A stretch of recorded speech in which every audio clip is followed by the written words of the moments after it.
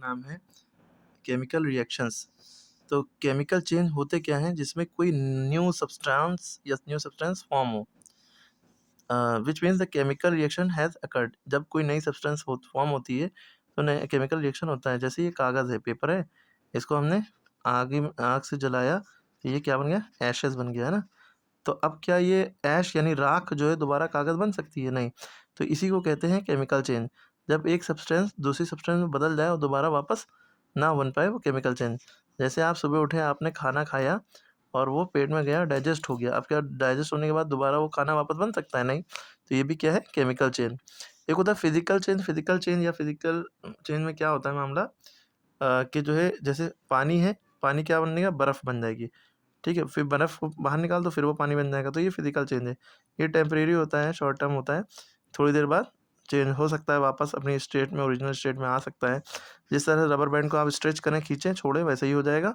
ये physical change है। Chemical change मतलब वो चीज़ दोबारा वापस पहले जैसी ना हो सके, कि उसी को केमिकल रिएक्शन कहते हैं। जैसे बर्निंग ऑफ पेट्रोल। पेट्रोल जब जलता है, गाड़ी चलाते हैं, पेट्रोल जलता है तो कार्बन डाइऑक्साइड यानी धुआं, वाटर वेपर और एनर्जी, ये सब निकलता है। और रिएक्टेंट्स क्या चीज़ होती है, जो सब्सटेंस केमिकल रिएक्शन में पार्ट लेती हैं, उन्हें रिएक्टेंट्स कहते हैं। और जो प्रोड्यूस होता है रिएक्शन होने के बाद, जो चीज़ बनती है, उन्हें प्रोडक्ट कहते हैं। जैसे यहाँ पे आप देखें, हाइड्रोजन और ऑक्सीजन। ठीक है, हाइड्रोजन को 2H2 यहाँ पे लिया, ऑक्सीजन को O2 लिया। ये दोनों एरो से पहले हैं, ये दोनों रिएक्टेंट्स कहलाएंगे। तो जब इन दोनों कंबाइन करेंगे तो वाटर बनेगा, 2H2O, ये प्रोडक्ट कहलाएगा।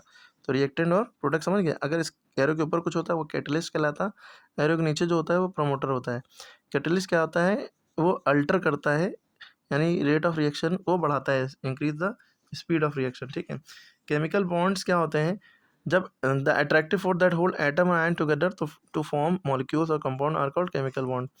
केमिकल बॉन्ड उसे कहते हैं, वो अट्रैक्टिव फोर्सेस जो एटम या आयन को एक साथ इकट्ठा करके, बॉन्ड करके, एक साथ मतलब टुगेदर, मतलब एक साथ जोड़ के एक मॉलिक्यूल बनाते हैं या कंपाउंड बनाते हैं, उन्हें हम केमिकल बॉन्ड्स कहते हैं।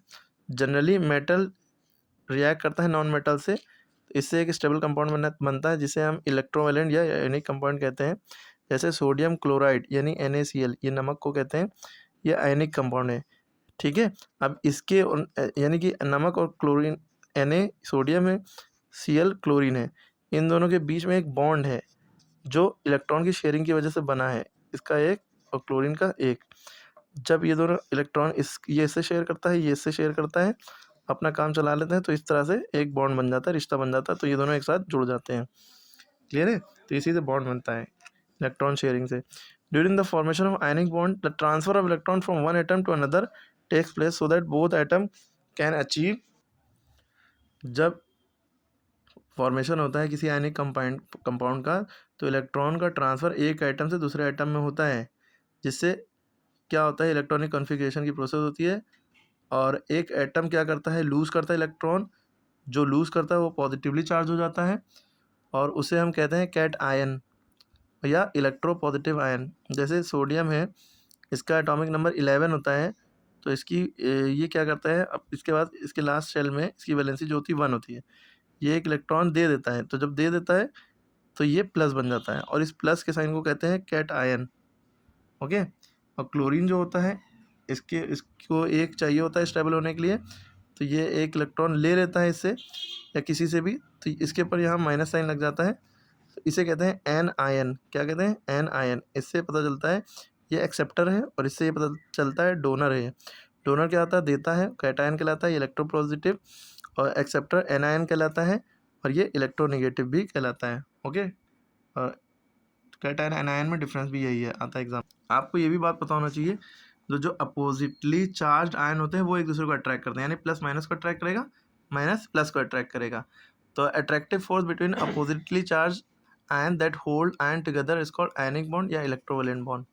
जब सोडियम मेटल रिएक्ट करता है क्लोरीन गैस से, जो अभी पीछे बता रहे थे, जैसे सोडियम है Na और ये क्लोरीन है, इससे रिएक्ट करता है, तो सोडियम एटम एक इलेक्ट्रॉन लूज कर देता है, यानी जो इसको दे देता है, जो क्लोरीन एटम गेन कर लेता है। जिससे रिजल्ट क्या होता है कि सोडियम एटम और क्लोरीन आयन फॉर्म हो जाते हैं, और सब नोबल गैसेस को इलेक्ट्रॉनिक कॉन्फ़िगरेशन को पहुंच जाते हैं।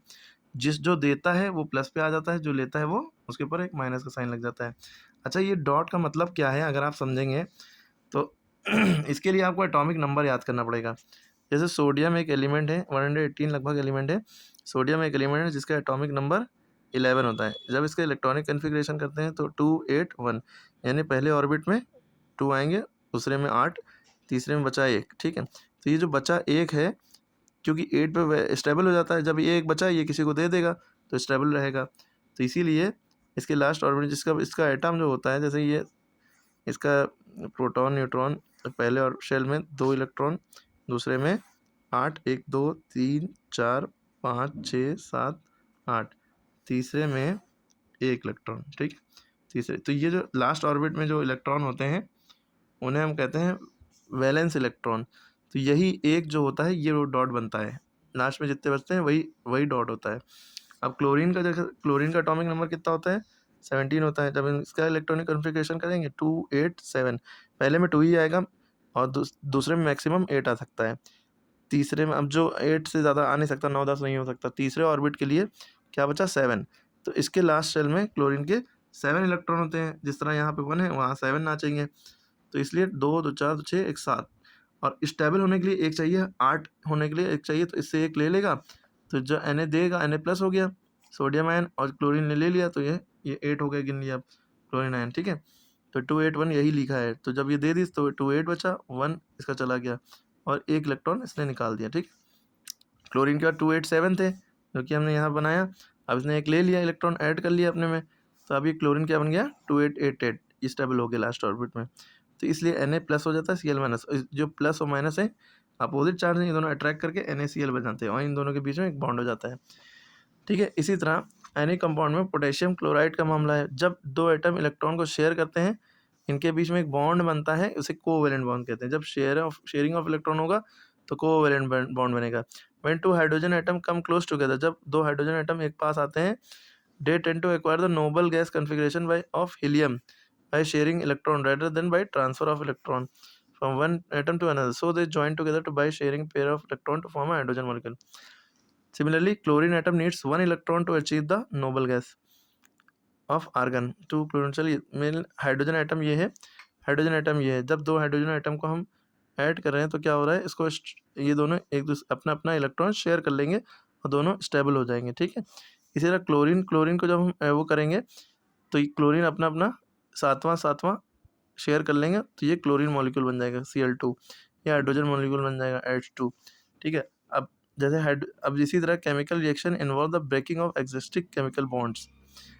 अब 2H2 है और O2 है, जब इन दोनों का हम ऐड करेंगे तो 2H2O हो जाएगा। ये 2H2 के साथ भी है और ये 2 ऑक्सीजन के साथ भी है। देखिए बैलेंस हो गया, 2 ऑक्सीजन थे, 2 ऑक्सीजन है, 4 हाइड्रोजन थे, 2 to the 4 4 हाइड्रोजन है। During this reaction bond in the hydrogen and oxygen molecule are broken, इन दोनों के बॉन्ड टूट गए और bonds between the oxygen and hydrogen atom form हो गए, जिससे वाटर मॉलिक्यूल बन गया। Okay, types of chemical reaction की बात करें तो ये 4 तरह की आपको दिख रही हैं, combination reaction, decomposition reaction, displacement reaction और डबल डिस्प्लेसमेंट रिएक्शन। इसके 2 पार्ट होते हैं, डबल डिस्प्लेसमेंट रिएक्शन के, प्रेसिपिटेशन रिएक्शन और न्यूट्रलाइजेशन रिएक्शन, जो कि बहुत इंपॉर्टेंट है न्यूट्रलाइजेशन रिएक्शन। कॉम्बिनेशन रिएक्शन के वर्ड ही से समझ में आ रहा है, जब 2 रिएक्टेंट कंबाइंड होंगे तब कॉम्बिनेशन रिएक्शन बनेगी। डिकम्पोजिशन मतलब होता है टूटना, जब डिकम्पोज होंगे, टूटेंगे हीट करने की वजह से, तो डिकम्पोजिशन रिएक्शन होगी। डिस्प्लेसमेंट रिएक्शन का मतलब है ए जो है ए बी सी है तो ए सी को रिप्लेस कर, मतलब एक एलिमेंट दूसरे एलिमेंट को रिप्लेस कर देगा। डबल डिस्प्लेसमेंट में इसमें 2 डबल मामला होता है। ठीक है, न्यूट्रलाइजेशन में जब एसिड बेस रिएक्ट करते हैं तो फॉर्म और सॉल्ट फॉर्म होता है, वाटर फॉर्म होता है, वो हो जाती है। ठीक है, कॉम्बिनेशन रिएक्शन में क्या होता है, जब एक एलिमेंट ये है, एक एलिमेंट ये है, दोनों कंबाइंड हो गए, एक कंबाइंड हो जाएंगे, एलिमेंट नया बन जाएगा। जैसे मैग्नीशियम और ऑक्सीजन, ये 2 mg लिया, जो O2 ये लिया, कंबाइंड हो गया 2 mgO हो गया। ठीक है, इसी तरह कॉम्बिनेशन ऑफ हाइड्रोजन एंड